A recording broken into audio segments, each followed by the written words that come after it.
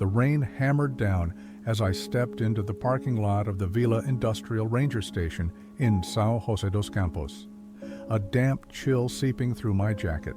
But it wasn't the weather that set my nerves on edge. It was the unshakable feeling that something was watching me from the dark. The air hung thick with humidity, a sour mix of wet earth and decay curling up from the storm drains, a grim hint of the nightmare about to unfold. As I moved deeper into the shadows, two glowing points of light flickered into view, shimmering like stars lost in the abyss of night, pulling me in despite the dread twisting my gut. I'm Caio, 35, a park ranger here in the urban fringes of São Paulo state, but I used to be an electrician, fixing wires, chasing shorts, grounding the chaos of circuits. This gig was supposed to be simpler, patrolling the green patches around the city. But lately the shadows felt alive, buzzing with something I couldn't pin down. The locals had been muttering about strange lights in the dark, a foul stench creeping from the sewers, and now those same glowing eyes I'd glimpsed last night were back, staring from the void. The station sat on the edge of a sprawling park, a modest outpost surrounded by condos and warehouses. But the past few days had turned it into a pressure cooker of unease.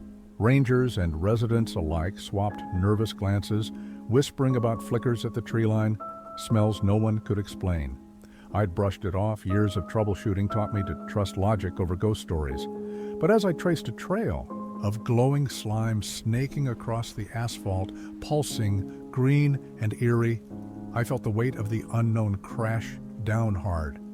Rain drummed against my hood, each drop a heartbeat echoing in my skull, dragging me back to childhood nights when I'd crawl through dark alleys, chasing thrills with my grandfather's tales ringing in my ears, creatures lurking in shadows, feeding on fear. I'd laughed them off as a kid, but now, standing here, those stories clawed their way up, feeling less like folklore and more like a warning I'd ignored too long. The slime led to a manhole, its cover slick with rain, the trail pulsing like it had a life of its own, drawing me closer despite the panic spiking in my chest. Legends around here whispered of a cryptid beneath the city, a subterranean thing with glowing eyes, luring fools into its jaws. I'd dismissed it as bar talk, but now, with those eyes tracking me, the myth felt alive, hungry, stretching its reach into my world. The eyes weren't just watching anymore. They were following, the slime flickering at the station's edge, inches from my post. My breath hitched, reality fraying as I realized this wasn't just some animal. It was after me, my home, my people. The dread sank deeper, a cold certainty that I was already tangled in its web, too late to run. I'd faced dark before. Blackouts, storms, my sister's vanishing years ago. But this was different, a fight I couldn't wire my way out of. Resolve flickered through the fear. I wouldn't let this thing take what was mine. But as I braced myself, the rain-soaked night whispered a truth I couldn't shake. I might already be out of time. Caio! Clara's voice sliced through the downpour, sharp and urgent, snapping me from my spiral. She was a ranger too, an anthropology grad, fresh off her degree, usually buried in field notes. But now she stood beside me, rain plastering her hair, her eyes wide with the same dread, knotting my stomach. You shouldn't be out here alone. What's going on? You've heard it too, then? I asked, my voice low, trembling, as I pointed to the slime, its glow pulsing under the rain. The lights, the smell. Something's down there. My heart thudded, her presence a lifeline I didn't expect, grounding me against the dark. I thought it was just exhaustion, she said, her voice shaky, stepping closer to peer at the trail. Last night, I saw something move near the park edge, not a stray, something wrong. Her words trembled, but her jaw set, a spark of fight breaking through her fear.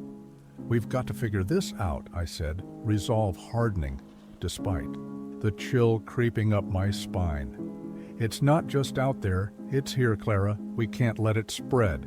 My mind raced, years of fixing problems kicking in, But this wasn't a blown fuse. This was alive, watching us. She nodded, her brow furrowing as she studied the slime. It's like something from a nightmare. What if it's dangerous, Kaio? What if we're not ready? Her fear mirrored mine, but her question sharpened my focus. We had to be ready, no matter what. Another figure loomed through the rain.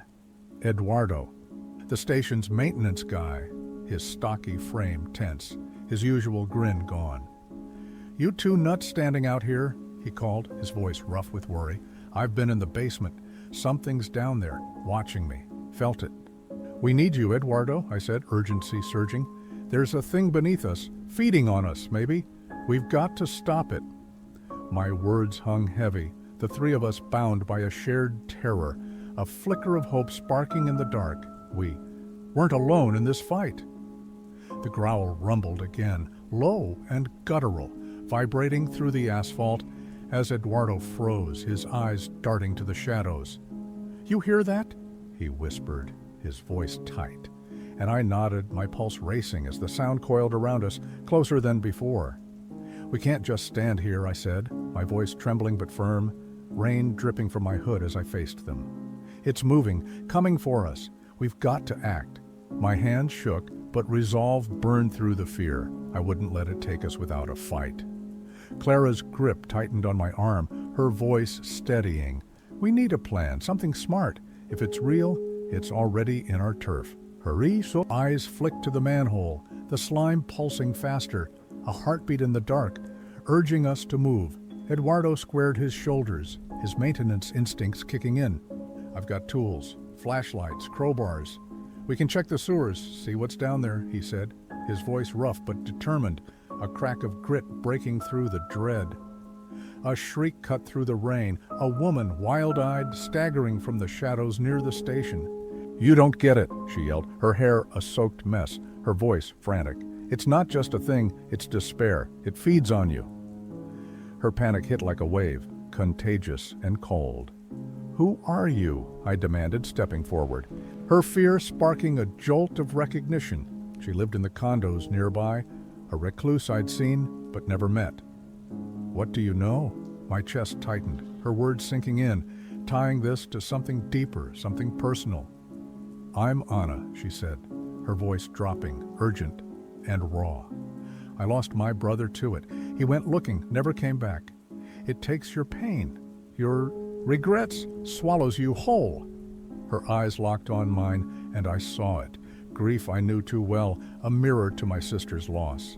"Sister," I muttered, the words slipping out, my mind reeling as her story slammed into mine. My sister's disappearance, years ago, no trace, suddenly felt tied to this, the shadows feeding on a wound I'd never closed. My knees buckled, dread and memory crashing together. "Kaio, you okay?" Clara asked, her hand steadying me, her voice cutting through the haze. My breath hitched, the rain cold against my face. But Anna's words rang louder, "Confront your fears or it wins." "It's not just one thing," Eduardo said, his voice low, realization dawning. "What if it's many? Each of us feeding it. Something different?" His question hung heavy, the growl echoing again, a chorus of hunger from the dark. Anna nodded, her eyes fierce despite the tremble. "It's your shadows, your guilt, your loss. You've got to face it, or it'll drag you under." Her warning sank in, a truth I couldn't dodge. This wasn't just a creature. It was us, reflected back, twisted and ravenous. "We're linked," I said, my voice shaking, looking at them, Clara, Eduardo, Anna. "Our fears, our pasts, it's using them. We face it together, or we're done." My chest heaved, resolve locking in, a fight bigger than I'd imagined. The shadows thickened, the growl swelling, and I felt it. A pull, a call to confront what I'd buried. "Let's move," I said, my voice steadying, turning to the manhole, the slime, a glowing thread, leading us into the dark. The rain roared, the eyes glinting closer, and I knew this was our stand, a battle not just for the station, but for ourselves. "Together," I said, my hand brushing Clara's, a vow sealed as we stepped toward the abyss, the shadows alive and waiting, The manhole loomed, its cover slick and cold, as I pried it open with Eduardo's crowbar, the slime pulsing brighter, a sickly green vein stretching into the dark below. The growl rolled up from the depths, a low, hungry sound that shook the air, and I felt my resolve waver, fear clawing at my throat. "We've got this," Clara said, her voice firm, flashlight in hand, as she stepped beside me, her beam cutting through the gloom. Her courage steadied me, a spark against the dark, and I nodded, gripping my own light, ready to face what waited. Eduardo hefted a wrench, his jaw tight. "If it's down there, we'll find it. Bash it if we have to," he said, his voice rough but sure, a maintenance man's grit shining through. His determination bolstered us, a trio against the unknown. Anna hung back, her eyes wide but fierce. "Call it out, your fears," she said, her voice trembling with urgency. "It's the only way. It'll fight harder if you don't. Hurry." Words hit hard, a guide through the nightmare, a truth we couldn't ignore. I took a breath, the damp air heavy in my lungs, and shouted into the hole, "I'm not afraid of you. I lost her. I won't lose myself." My sister's face flashed, her laugh, her gone, and the growl faltered, a ripple in the dark as the slime flickered. Clara stepped up, her voice shaking but strong. "I'm enough. You don't get to tell me otherwise." Her light flared, and a shadow twisted below, a warped mirror of her doubts shrinking back, its hold slipping under her defiance. I control my choices. Eduardo roared, his wrench raised, and the growl fractured, a shape lunging up, puppet-like, fraying, only to dissolve as he faced it down. His fear breaking apart in the beam of his light, the shadows writhed, a wail replacing the growl, a sound of anguish and rage echoing up the tunnel.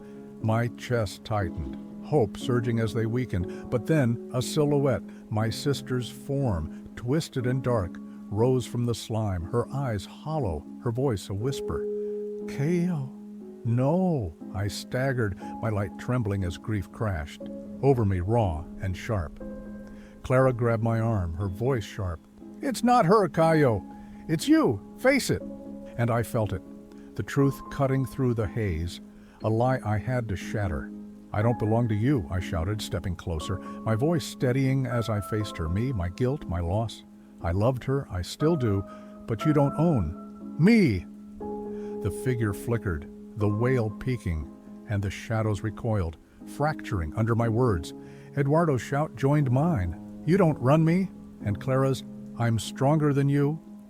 Our voices a chorus, a wall against the dark. The slime dimmed, the eyes fading, and for a moment I thought we'd won, the tunnel quieting, the air lightening. But then a roar, deeper, angrier, shook the ground, and a shadow lingered, its eyes glinting malevolent, untouched by our stand. "It's not over," I whispered, my voice hoarse. Realization sinking in. We'd pushed it back, but not out. "We heard it," Clara said, her breath ragged, her hand on my shoulder. "That's something. We're not helpless." Her words steadied me, but the weight of that lone shadow pressed down, a promise of more to come. The rain slowed, the night still, but I felt it, eyes watching, waiting. A battle paused, not ended. "We've got to keep going," I said, my voice firm, turning to them, resolve burning bright. "Together, we don't stop now." The tunnel loomed silent, the slime a faint glow now, but that shadow, tall, sharp, unyielding, hovered at the edge of my vision, a reminder we weren't free yet. My chest heaved, exhaustion tugging at me, but resolve burned hotter, a fire lit by Clara, Eduardo, and Anna's presence beside me. "We're not done," I said, my voice low, steadying. As I faced them, rain dripping from my hood, it's still out there watching. My hand brushed my chest, a phantom ache pulsing where my sister's memory lived, a scar I'd carry into this fight. Clara nodded, her flashlight steady despite the tremble in her hands. "We hit it hard. It's scared of us now," she said, her voice firm, a spark of hope cutting through the dread. "We can do this, together." Her grit anchored me, a bond forged in the dark. Eduardo gripped his wrench, his eyes fierce. "If it comes back, we'll be ready. Bash it till it's gone," he said, his voice rough with determination, a fighter's edge shining through. His strength bolstered us, a wall against what waited. Anna stepped closer, her voice soft, but sure. "You faced your shadows. That's power," she said, her eyes glinting with a mix of fear and fight. "But it's not just yours, it's everyone's here. We've got to help them." Her words sank in, a call beyond ourselves. A whisper curled through the air. "Kayo," faint, familiar, freezing my blood. My sister's voice, a thread from the past pulling at me, and I spun, my light slashing the dark. But nothing, just shadows, flickering, taunting. "Did you hear that?" I asked, my voice trembling, turning to them, their faces pale, eyes wide. Clara's grip tightened, Eduardo's jaw clenched. They'd heard it too, a sign this wasn't over, a hook sunk deep into our fears. "It's playing with us," Clara said, her voice low, realization dawning. "Trying to pull us back, keep us scared." Her words sharpened my focus, a truth we couldn't ignore. It wasn't beaten, just biding its time. "We'll prepare," I said, my voice steadying, resolve locking in as I faced the tunnel. "The station, the park, the people. We'll protect them." My chest heaved, a mix of dread and purpose driving me, a fight bigger than me alone. The ground trembled, a low rumble rising, and I felt it, the dark stirring, its eyes glinting from the shadows, a promise of return. "It's not gone," Eduardo muttered, his voice rough, his wrench raised, ready for what came next. "We've got each other," Clara said, her hand brushing mine, her eyes fierce despite the chill. "Whatever it throws, we'll face it. Stronger." Now, her words sank in, a warmth against the dread, a pact renewed in the rain. The slime pulsed faintly, a heartbeat in the dark, and I knew this was just the start, a battle stretching beyond this night. "Let's move," I said, my voice firm, hauling my gear up, the weight grounding me as we turned from the manhole. The shadows alive and waiting, Anna's voice followed low and steady. "It's tied to us, all of us," she said, her eyes glinting with knowing. "Find its heart, or it finds ours." Her warning hung heavy, a guide into the abyss, a challenge. We'd meet head on, the rain eased, the night still, but that whisper, "Kayo," lingered, a call to dig deeper, to face what lurked. "We'll end it," I murmured, my hand brushing Clara's, a vow to keep fighting, to uncover the truth, no matter the cost. Here's the end of my story, the one I sent in, everything that went down that night in São José dos Campos. Hope it hit you like it hit me, heavy with those shadows and their whispers. If it did, leave a like, subscribe if you can, comment something. Telling this ripped me open, dragging up fears I'd buried deep.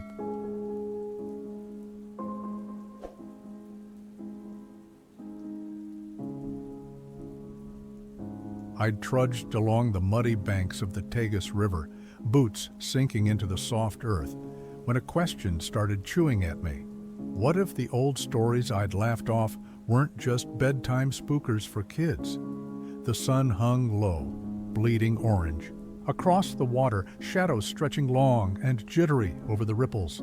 Then I saw it, a flicker in the corner of my eye, a translucent shape shimmering in the fading light, weaving through the shallows like a ghost.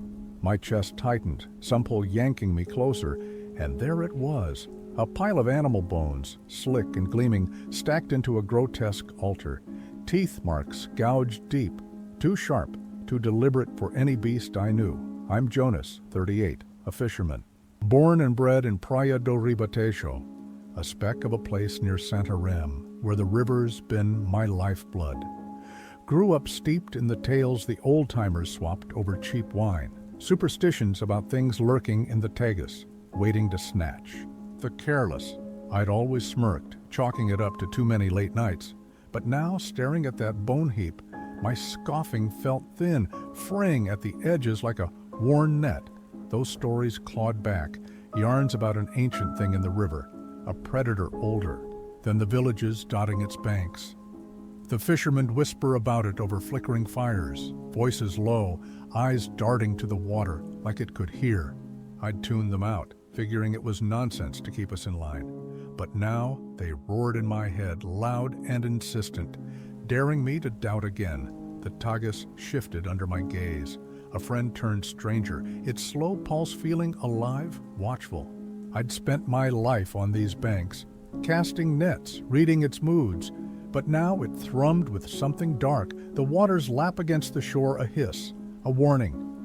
My hands itched for my knife, some dumb instinct to fight what I couldn't. Even see, that figure flickered again, swirling under the surface, shifting, fluid, no fish I'd ever hauled up.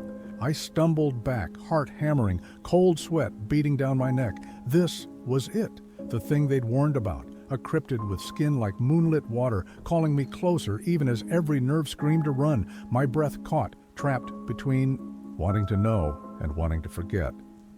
I turned to bolt, but the ground felt wrong, soft, unsteady. And that altar burned in my mind, a marker of something awful I'd walked into. The air thickened, heavy with eyes I couldn't find, and I knew I wasn't just watched by that thing in the river. The ghosts of its prey were here too, their whispers threading through the wind.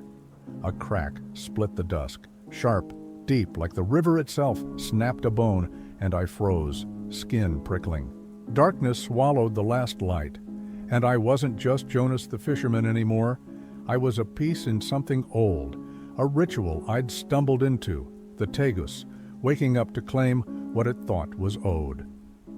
I lurched back from that altar, shaking my head hard, trying to shove the image of that shimmering shape out of my skull.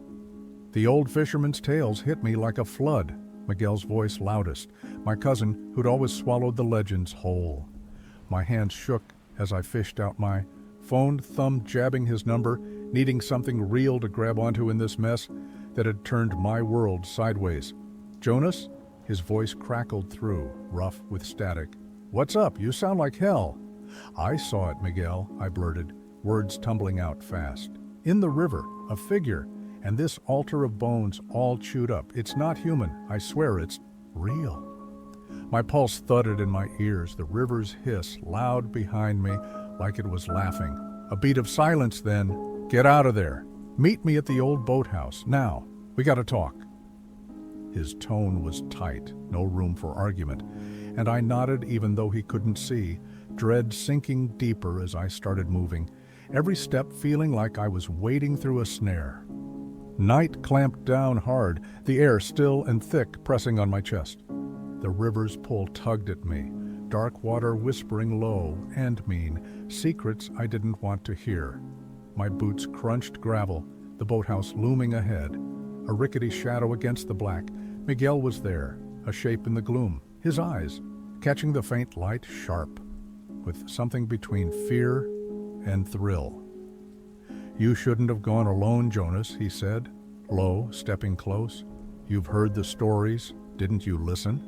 I heard 'em, I snapped, frustration, boiling up. Didn't believe him until now. What's this thing? My voice cracked, the altar's teeth marks flashing in my head, the figure's glow burning behind my eyes. It's the Lobo das Aguas, he said, urgent, leaning in. The water wolf, takes shapes, woman or beast, lures you in. You felt it, right? That pull? His words hit like a gut punch, that shimmering call replaying, seductive and deadly. I nodded, slow, the memory of it coiling tight in my chest. Why me? Why now? My hands balled into fists, the river's hum loud in the quiet, mocking me. You've been fishing its turf, he said grim, disturbed its sleep. Those waters ain't just yours, Jonas. His eyes flicked to the Tagus, and I saw it, the bones, the signs I'd missed, all screaming I'd crossed a line. What do we do? I asked, voice breaking, panic clawing up. A ritual, he said fast. Cleanse it, calm it, before it takes you. But we need help. His jaw tightened, and I caught the worry in his face, the stakes sinking in. Who? I pressed, desperate, grasping for anything solid. Clara, he said, hesitating. Village healer, knows the old ways, but she's been gone weeks. Now, some say she's cracked. Cracked? I echoed, dread pooling cold. What if she's got answers? My mind raced. Clara, wild-eyed Clara, who'd always smelled of herbs and muttered prayers. If she was mad, what chance did we have? He didn't answer, just looked at me, and I felt it. The river's call again, a dark song promising ruin. We find her, I said, resolve hardening despite the fear. We face this together. The night closed in, shadows twitching, and I knew we were hunted, not just by the lobo, but by something older, waiting to see us break. The moon barely cut through the trees as we pushed into the woods, the path twisting like a snake, every step heavy with the weight of what we were chasing. The river's whisper followed, a constant nag, and I felt it. Eyes everywhere, the earth shifting under me like it wanted me gone. Miguel marched beside me, his silence loud, doubt flickering in his tight jaw. "You sure about Clara?" I asked, voice low, half afraid the shadows to snatch my words. "She's all we've got," he muttered. But his tone wavered, and I wondered if he believed it, or if we were just grasping at ghosts. The air grew thick, oppressive, the Tegas's pull clawing at me, daring me to turn back. "What if this is a trap?" I said, sudden, the thought spilling out. "What if it's playing us?" Miguel's eyes met mine, sharp, but he didn't answer, just kept moving, and I felt the ground tilt like it was leading us straight to hell. A snap. Close. Loud froze me mid-step, heart slamming. "You hear that?" I hissed, scanning the dark, shadows dancing just out of reach. Miguel nodded, tense, and then she was there. Clara, stepping from the gloom, hair wild with twigs, eyes glowing like a beast's, not the healer I'd known. "Clara!" I yelled, stepping up, but she cut me off, voice rough. "You shouldn't be here. The river never forgets." Her words hit hard, chilling me, and I pushed forward. "We need you. The Lobo das Aguas. I saw it." "It saw you first," she said, eyes boring into me. "It's chosen you, Jonas." Her voice was a blade, slicing through my shaky calm, and I stumbled over my words. "What's that mean?" "You're part of it," she said low, steady. "It's cycle. You've stirred it up, and it's eating your fear." Miguel paled beside me, and I felt it. Truth sinking in, cold and sharp, tying me to that thing in the water. "What do we do?" he asked, voice thin, and Clara's gaze didn't waver. "Face your past," she said. "The river knows your sins, Jonas. It's got your guilt on a hook." My stomach twisted, Dad's face flashing, his hands reaching, me running, the guilt I'd buried deep. Memories hit hard, his drowning, my cowardice, the years I'd spent pretending it didn't haunt me. "Your guilt's its bait," Clara said, calm, too calm, and I swayed, grabbing Miguel's arm, head spinning with the weight of it all. "Jonas, what's she mean?" he asked, fear cracking his voice. But I couldn't answer, drowning in it. Dad, the river, me, the spark for this nightmare. "We go back," Clara said, soft now. "Face it, ask forgiveness, or it takes you." The river's song swelled, pulling me, and I nodded, shaky but sure. "Let's do it." We turned, shadows deepening, and I felt it, something ancient, watching, waiting for me to crack. We hit the riverbank, moonlight glinting off the water, a shimmering road straight to my reckoning. Clara shadowed me, fierce and quiet, Miguel lagging, his fear a weight I could feel.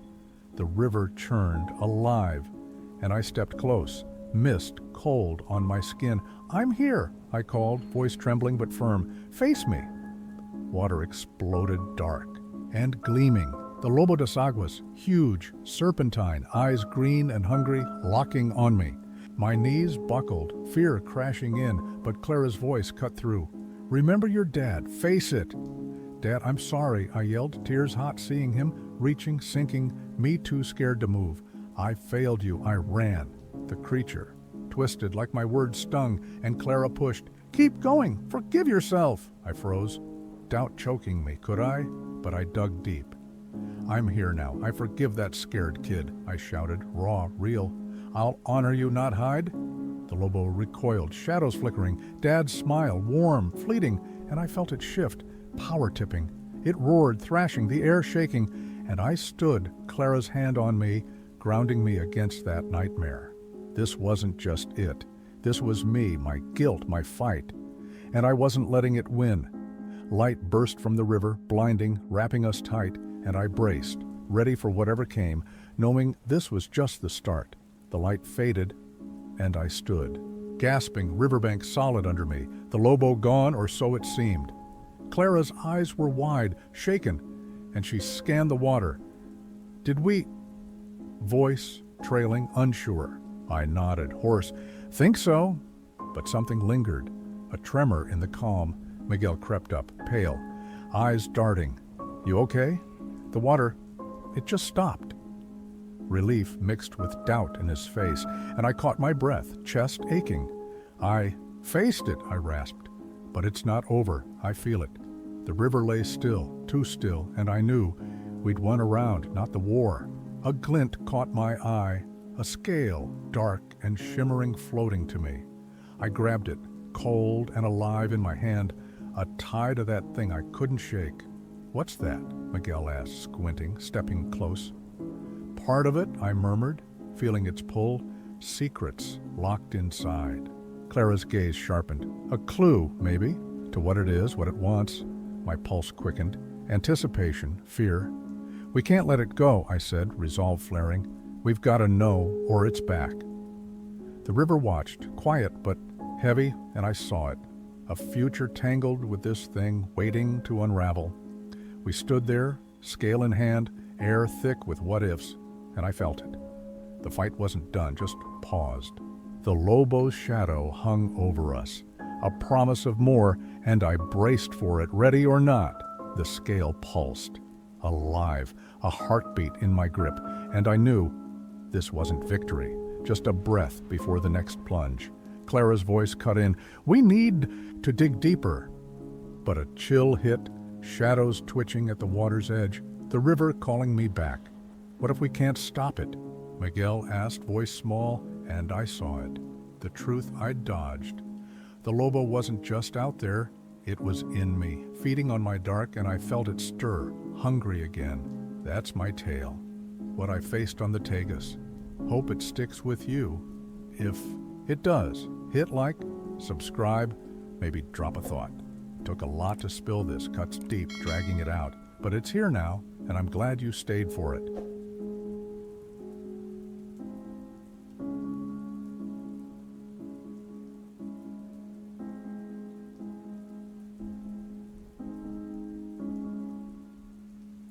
On a fog-laden night, when the familiar trails of Gorebridge seemed to breathe in shadows, I found myself questioning everything I thought I knew. What if the monsters lurking in the dark weren't just whispers of folklore, but something more, tangible, more sinister? I'm Callum McGregor, a 29-year-old park ranger in this small Scottish town, and this is my story, Scary Horror Stories, Park Ranger Edition. As I patrolled the desolate stretch of Muir Trail, I spotted a figure at the far end, unnaturally tall, limbs stretching beyond reason, gliding silently through the mist. It vanished as quickly as it appeared, leaving a putrid fog in its wake, a stench that clawed at my throat. I froze, heart hammering. The tales of the tall thing flooded back, stories swapped over pints or whispered in the ranger station, once dismissed as local nonsense. Gorebridge was a tight-knit place where every face was familiar, every path etched in memory. I'd roamed these woods for years, mapping trails, tracking wildlife, finding peace in the wild's embrace after long shifts. But tonight, the fog thickened, rancid and alive, curling around me like a shroud. I quickened my pace, boots crunching on damp earth, the weight of those old warnings twisting my gut. Tales of a predator heralded by a vile smell, a hunter of the night. The air buzzed with unease. I'd walked these trails countless times, late into the dark, but this felt different, charged with a menace I couldn't shake.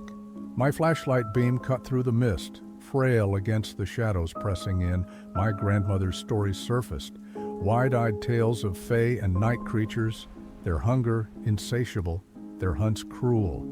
I'd laughed them off as a kid, her way of keeping me safe, but now that stench of decay echoed her words, chilling me. A snap rang out, sharp, echoing through the silence like a gunshot.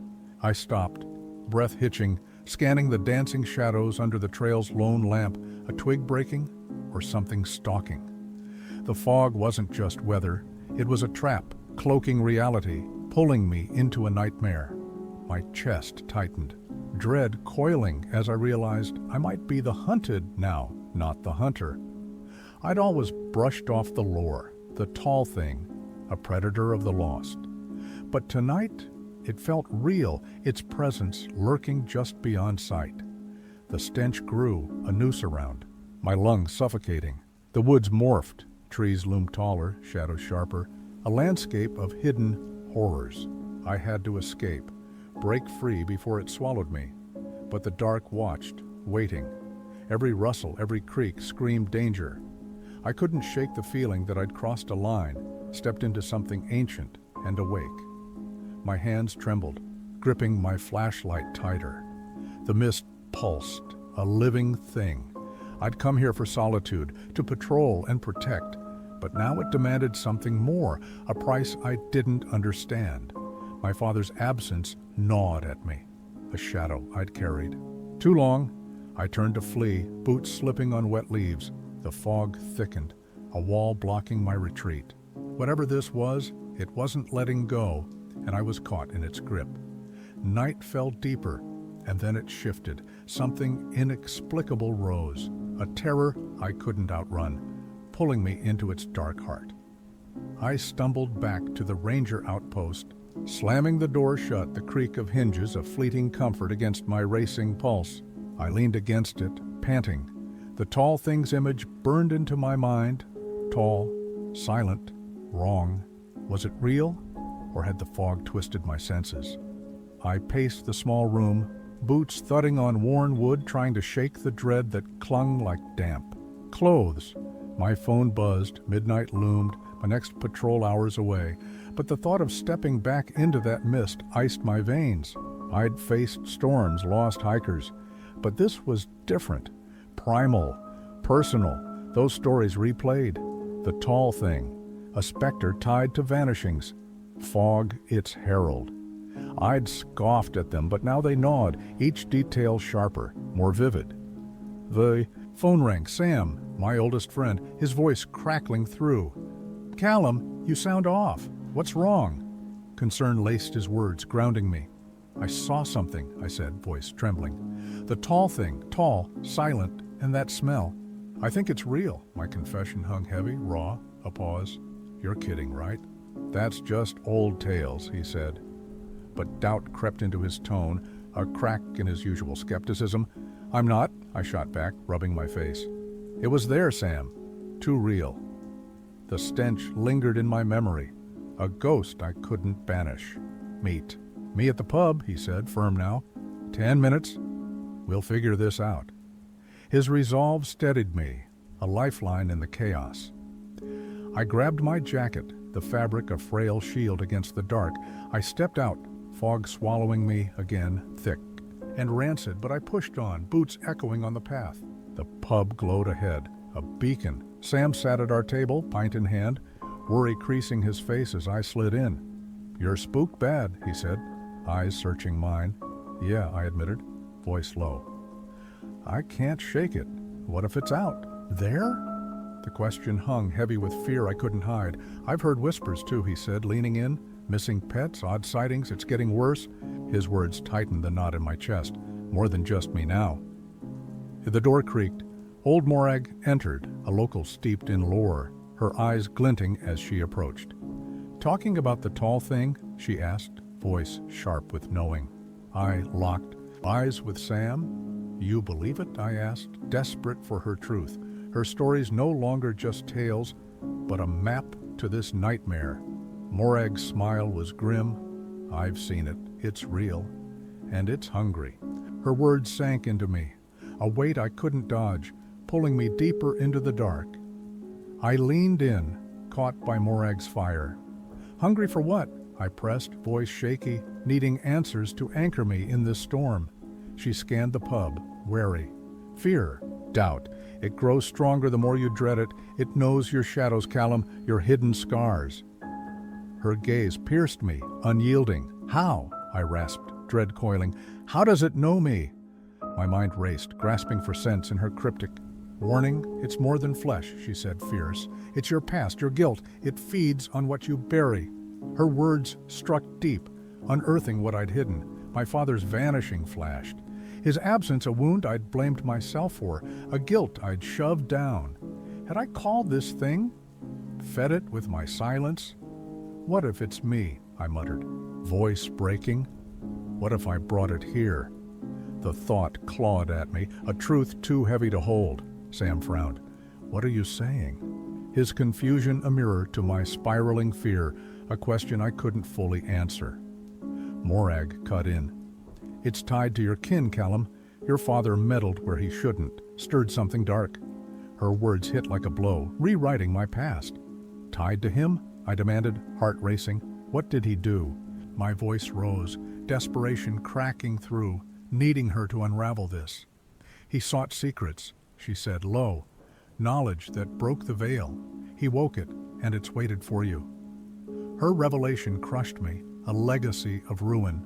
No, I stammered. He just left, or did he? Doubt gnawed, memories shifting. Was he gone or taken, lost to this thing? Why hide it, I snapped, anger flaring. Why not warn me?